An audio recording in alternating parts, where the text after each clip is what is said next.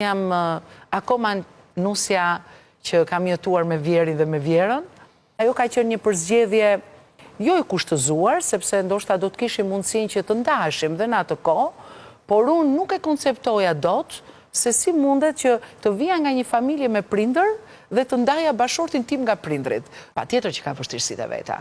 Ti ke prindrit e tu nga ndonjëherë në shtëpi dhe patjetër që ngatrohesh nga ndonjëherë me ta. Jo më me dy njerëz të cilët ti i gjen rishtazi, nuk i nje, të duhet kohë t'i njohësh edhe t'jetosh me ta, dhe sigurisht që ke disa frikra në fillim, si do ma marrin këtë, mos më keq kuptojmë për atë, kujdes në fjalë, kujdes në bisedë, në komunikim, po dhe në veshje.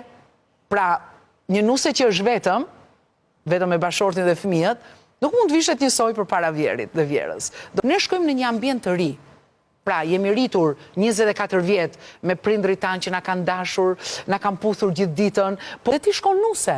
Shkon nuse në cilën tani ke ca detyra. Dhe këto detyrat do t'i ndash me antarët e tjerë të familjes. Pra, nuk mund të sillemi me kokë fortësi ndaj prindërve të bashortit. Apo t'ju tregojmë atyre se kush jemi ne. Ose ti tregojmë atyre që shiko, ju nuk qëndroni në nivelin tim, sepse niveli im është më i lartë se tuaj. Këto janë gjëra të cilat nuk mund t'i reflektosh brenda një marrëdhënie të ngushtë familjare ku ti ke marr djalin e këtyre prindërve. Pra, nëse ti do djalin e kësaj nëne, është e pamundur mos duash nënën e këtij djali.